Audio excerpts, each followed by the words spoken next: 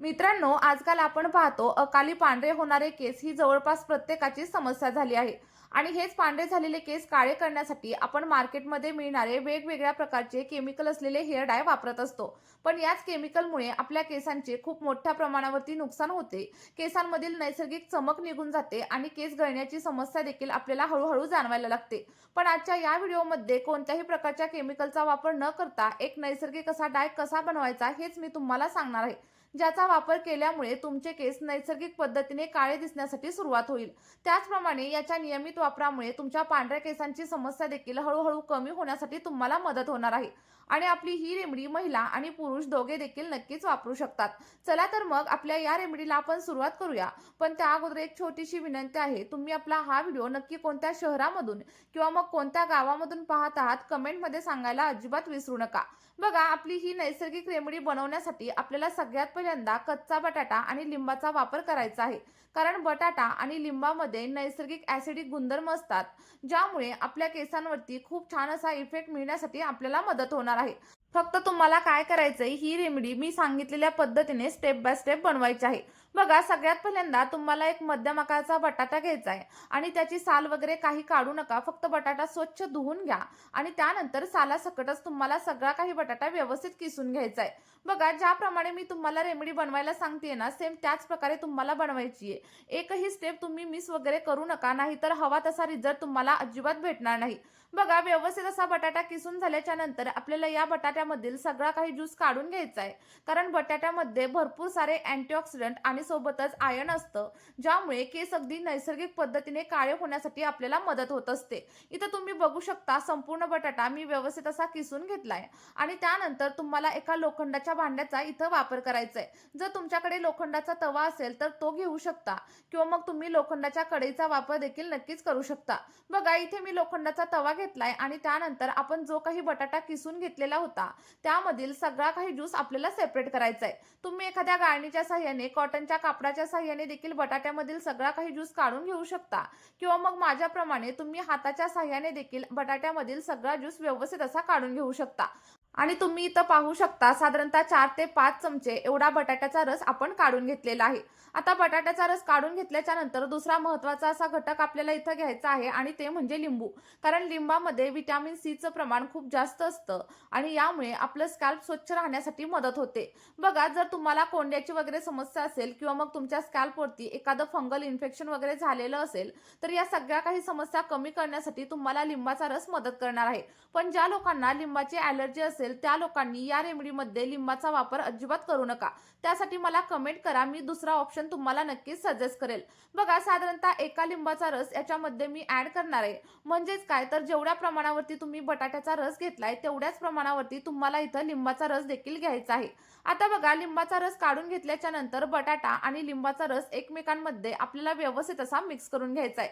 कारण बघा, जेव्हा दोन्ही घटक एकमेकांमध्ये मिक्स होतात आणि ते आपण लोखंडाच्या भांड्यामध्ये ऍड करतो तेव्हा त्यामध्ये आयर्न वगैरे मिसळलं जातं आणि त्याचे जे काही गुणधर्म आहेत ते दुप्पट पटीने वाढण्यासाठी मदत होत असते. तुम्ही इथं बघू शकता, बटाट्याचा रस आणि लिंबाचा रस मी अगदी व्यवस्थित पद्धतीने एकमेकांमध्ये मिक्स केलाय. आणि त्यानंतर तिसरा आणि महत्त्वाचा असा घटक आपल्याला इथं घ्यायचा आहे आणि ते म्हणजे कारलं. आणि बघा, तुम्हाला अगदी थोड्याशा प्रमाणावरतीच कारल्याचा वापर करायचा आहे, त्यामुळे तुम्ही माझ्याप्रमाणे एखादा छोटासा कारल्याचा तुकडा देखील इथं घेऊ शकता. फक्त एकच गोष्ट लक्षात ठेवा, तुम्हाला कारलं स्वच्छ असं धुवून घ्यायचंय. कारण बऱ्याच वेळा कारल्यावरती कीटकनाशकांचा वापर देखील केला जातो. आणि मी सांगितलेल्या पद्धतीने जर तुम्ही ही रेमेडी तयार केली आणि सलग 1 ते 2 महिना तुमच्या केसांवरती वापरून बघितली, तर त्यानंतर तुम्हाला मार्केटमधील कोणताही प्रोडक्ट विकत घेण्याची अजिबात गरज लागणार नाही. फक्त तुम्हाला काय करायचंय, स्टेप बाय स्टेप मी सांगितलेली रेमेडी फॉलो करायची आहे. आणि त्यानंतर बघा, तुम्हाला जे काही रिझल्ट भेटतील ना, ते देखील कमेंटमध्ये माझ्यासोबत शेअर करायला अजिबात विसरू नका. आणि तुम्ही आपला हा व्हिडिओ नक्की कोणत्या गावामधून किंवा मग कोणत्या शहरामधून पाहताय मला कमेंट करून नक्की सांगा. आणि तुम्ही जर आपल्या चॅनलवरती पहिल्यांदाच व्हिजिट करत असाल तर लगेचच चॅनलला सबस्क्राईब करा, कारण मी अशाच नवनवीन रेमेडीज तुमच्यासाठी घेऊन येत असते. आता बघा, इथं कारलं व्यवस्थित असं किसून झालंय आणि त्यानंतर एखाद्या कॉटनच्या कापडाच्या साह्याने किंवा मग एखाद्या गाळणीच्या साह्याने तुम्हाला सगळा काही कारल्याचा ज्यूस सेपरेट करायचा आहे. इथं मी कॉटनचं कापड वगैरे अजिबात वापरणार नाहीये, तर एका गाळणीच्या साह्याने सगळा काही कारल्याचा ज्यूस सेपरेट करून घेणार आहे. आणि बघा, जर तुमच्याकडे कारलं अवेलेबल नसेल, तर मला कमेंट करा. कारल्याऐवजी कोणत्या गोष्टीचा वापर करायचा हे मी तुम्हाला नक्कीच सांगेल. आता कारल्याचा रस काढून झाल्याच्या नंतर सगळ्या काही गोष्टी एकमेकांमध्ये व्यवस्थित मिक्स करून घ्या आणि त्यानंतर फक्त 2च गोष्टींचा वापर आपल्याला हा डाय बनवण्यासाठी करायचा आहे. त्यामधील पहिली गोष्ट म्हणजे आवळा पावडर. बघा, तुम्हाला तर माहीतच असेल, की आवळा आपल्या केसांसाठी किती जास्त फायदेशीर असतो आणि तुम्हाला मी सांगितली प्रत्येक गोष्ट या रेमेडीसाठी वापरायची आहे. जर एखादी गोष्ट तुम्ही स्किप केली तर माझ्यासारखा रिझल्ट तुम्हाला तुमच्या केसांवरती अजिबात भेटणार नाही. आणि यामधील एखादी गोष्ट जर तुमच्याकडे अवेलेबल नसेल तर मी सगळ्या गोष्टींची लिंक तुम्हाला डिस्क्रिप्शन बॉक्समध्ये प्रोव्हाइड करते. तुम्ही तिथून देखील नक्कीच परचेस करू शकता. बघा, साधारणतः 1 ते 1.5 चमचा एवढी आवळा पावडर मी याच्यामध्ये ऍड केलेली आहे आणि त्यानंतर दुसरी आणि महत्त्वाची अशी पावडर आपल्याला इथं वापरायची आहे आणि ती म्हणजे शिकाकाई पावडर. बघा, जर तुम्हाला शिकाकाई पावडरचा वापर करायचा नसेल तर त्याऐवजी तुम्ही त्रिफळा पावडरचा वापर देखील नक्कीच करू शकता. कारण याचे देखील खूप छान असे रिझल्ट आपल्याला आपल्या केसांवरती मिळत असतात. तर इथे साधारणतः 1.5 चमचा एवढी शिकाकाई पावडरचा वापर देखील मी करणार आहे आणि शिकाकाई पावडर ऍड केल्याच्या नंतर सगळ्या काही गोष्टी आपल्याला व्यवस्थित अशा एकमेकांमध्ये मिक्स करायच्या आहेत. बघा, अगदी 1 ते 2 मिनिटांसाठी व्यवस्थित मिक्स केल्याच्या नंतर तुम्हाला इथं दिसेल, की आपला सगळा काही पॅक किंवा जो काही आपण डाय बनवत आहे तो रेडी झालेला आहे. फक्त एकच गोष्ट लक्षात ठेवायची, यामध्ये कुठल्याही प्रकारची गुठळी वगैरे राहायला नको. अगदी तुम्हाला क्रीमी अशी पेस्ट इथं रेडी करायची आहे आणि पेस्ट रेडी झाल्याच्या नंतर तुम्हाला काय करायचंय, कमीत कमी एका रात्रीसाठी ही पेस्ट अशीच झाकून ठेवायची आहे आणि जर का तुमच्याकडे टाईम असेल ना, तर तुम्ही 2 ते 3 दिवसांसाठी देखील ही पेस्ट लोखंडाच्या भांड्यामध्ये अशीच ठेवू शकता. कारण यामुळे तुमच्या केसांवरती खूप छान असा जेट ब्लॅक कलर येण्यासाठी मदत होणार आहे. पण बघा, हा रेडी झालेला डाय मी फक्त अर्ध्या तासांसाठीच रेस्ट करण्यासाठी ठेवणार आहे. कारण मला व्हिडिओमध्ये पुढे तुमच्यासोबत हे देखील शेअर करायचंय, की डाय केसांवरती कशाप्रकारे अप्लाय करायचा, आठवड्यातून किती वेळा वापरायचा आणि त्यानंतर हेअर वॉश वगैरे कसा करायचा. त्यामुळे लक्षात ठेवा, मी फक्त अर्ध्या तासांसाठीच हा डाय रेस्ट करणार आहे. पण तुम्हाला मात्र कमीत कमी रात्रभरासाठी हा डाय बनवून तसाच ठेवायचा आहे. लक्षात ठेवा, मी सांगितलेल्या पद्धतीने जर तुम्ही हा डाय केसांवरती वापरायला सुरुवात केली तर खरंच तुमचे केस अगदी 2 ते 3 महिन्यांमध्येच काळे दिसण्यासाठी सुरुवात होईल.